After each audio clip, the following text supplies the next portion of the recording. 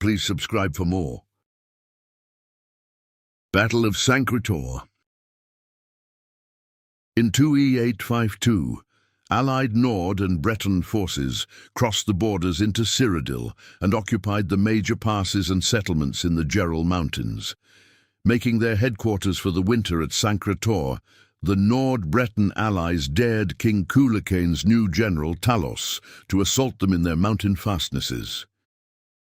When they learned that General Talos had mustered an army in the dead of winter and was marching to assault Sancre Tor, they were elated.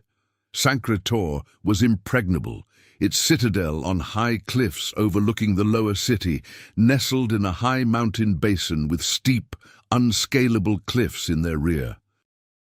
The Cyrodiilic army was small, poorly trained and outfitted, short on rations, and unprepared for winter campaigning. As their ragged units assembled in the lowlands beneath the citadel, the Nord-Breton allies confidently assumed that their enemy had delivered himself into their trap. The citadel was not only protected by an unscalable cliff in front and unscalable heights in their rear, but the entrance to the citadel was magically concealed under the appearance of a large mountain lake in the basin beneath the heights.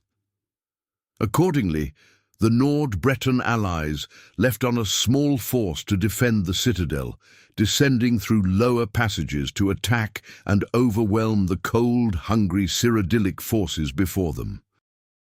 They expected to defeat, overrun, and annihilate General Talos's army, leaving no one to oppose their springtime descent into the Cyrodiilic heartlands. Thus did General Talos lure the Nord-Breton allies to their doom. Leaving a weak force in the lowlands to draw out the defenders, General Talos approached the citadel of Sancre Tor from the rear, descending the supposedly unscalable heights behind the citadel and sneaking into the supposedly magically concealed entrance to the inner citadel.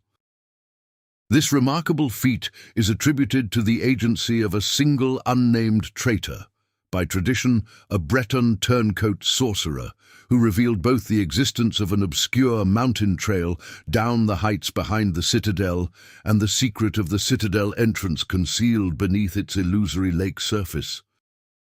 While the Cyrodiilic army in the lowlands fought a desperate defense against the Nord-Breton sortie, General Talos and his men entered the citadel, swept aside the sparse defense, captured the Nord-Breton nobles and generals, and compelled them to surrender the citadel and their armies.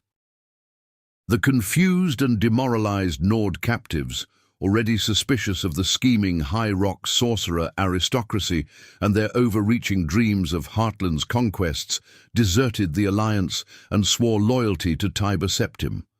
The Skyrim generals joined their rank and file in Tiber Septim's army.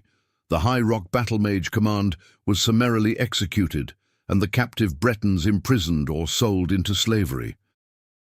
Thus was the concerted Allied invasion of Cyrodiil foiled, and General Talos's army swelled by the hardened Nord veteran troops that played so crucial a role in General Talos's succeeding campaigns, which consolidated the Colovian and Nibonian into the core of the Cyrodiilic Empire, and which resulting in the crowning of General Talos as Emperor Tiber Septim.